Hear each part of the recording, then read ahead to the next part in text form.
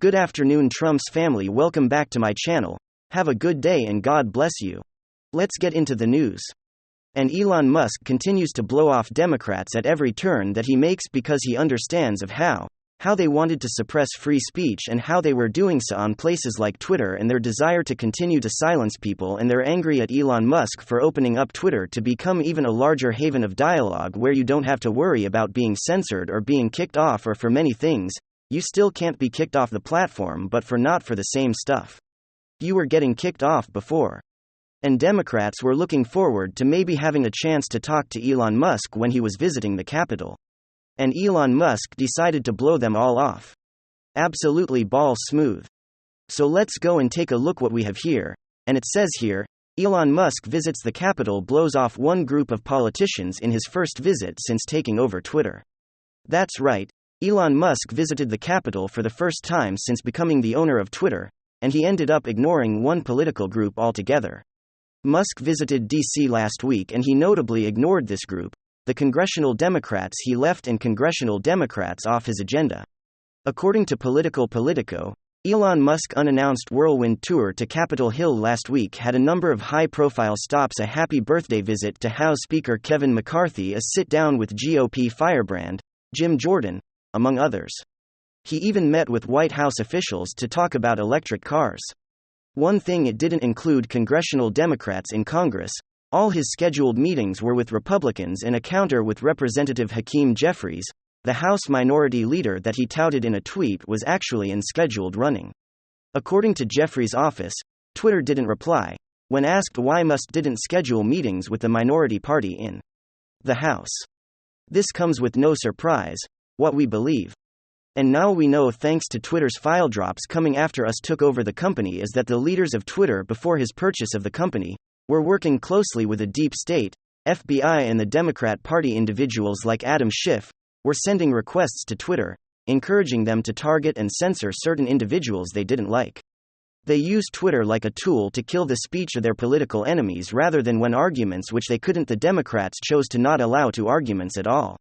And so Elon Musk went to Capitol Hill and ignored congressional Democrats. Absolutely a boss move, showing them that, hey, I know what was happening behind the scenes. And we're not through yet. We're not through exposing you.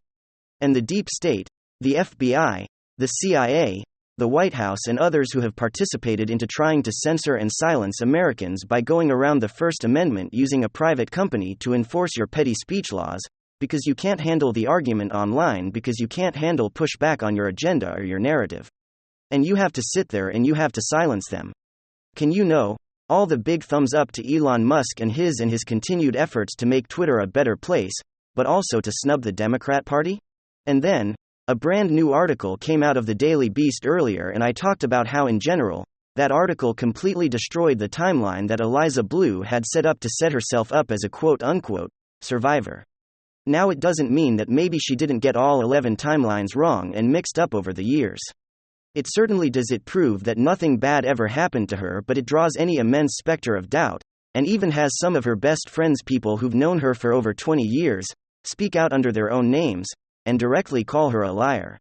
Now, some of the most hilarious bombshells from the first part was that she originally has claimed in multiple publications that she was in a dangerous neighborhood where she had to sleep on the floor because two rival gangs Roy's duking it out. Turns out she lived in an upper class, overwhelmingly white neighborhood and never faced any danger whatsoever at all. But it gets worse, because interestingly enough, for someone who has made their entire career about being quote-unquote trafficked, and maybe they were, turns out that they tried to do the same thing to their friends. All under her new online name. Eliza Bleu began to dance as a quote video vixen in mostly low-budget music videos. And YouTube playlist that appears to have been compiled by Bleu herself shows her gyrating videos from 2012. The 2013-120-12 video she posted to YouTube, she filmed herself calling her mother in to shock her with the news that she'd become a music video dancer, only discovered that her mom was actually happy for her.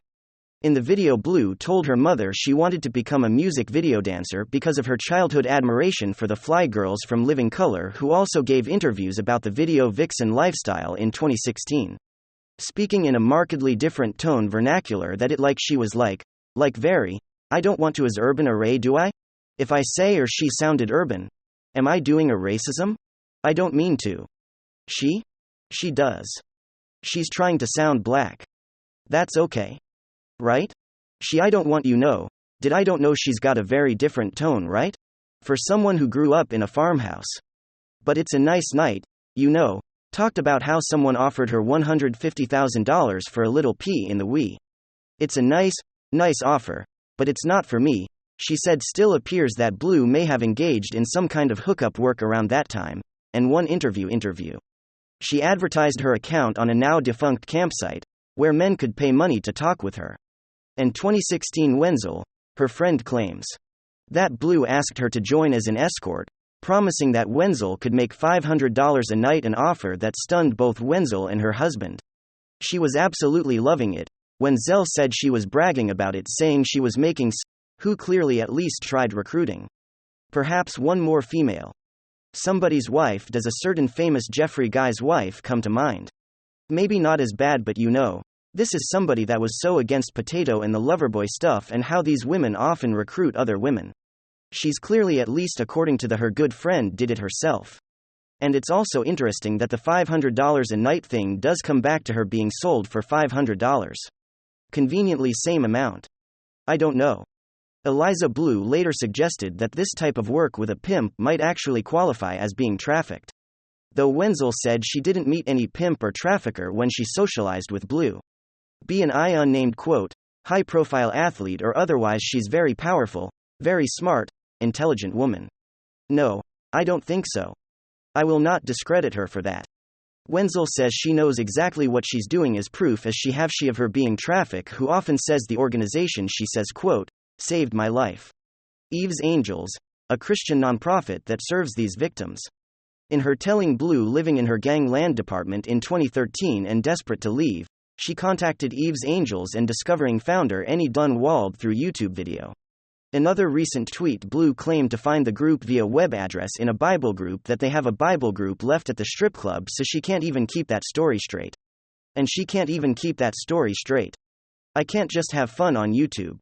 I gotta say. It was in a Bible leaflet at a strip club. And the group soon spirited Blue away from her traffickers and into a safe house. Quote, 3 states away. In her account, Luke claims she briefly returned to her traffickers after that escaped, but eventually escaped. Their clutches for good are on 2014. Just wait, there's more. No.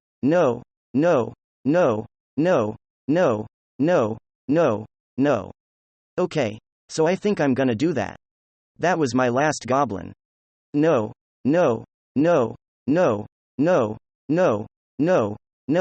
because I think finally.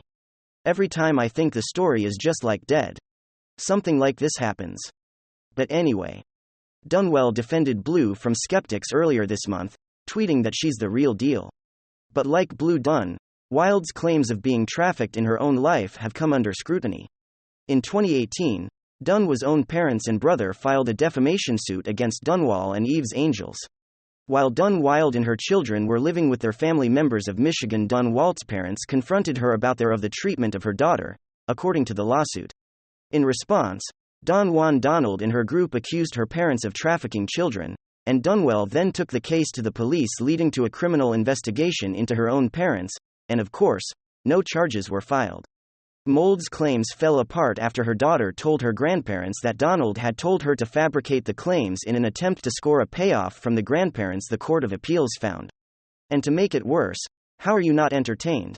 If you're one of those you're sitting on the edge, you haven't yet subscribed.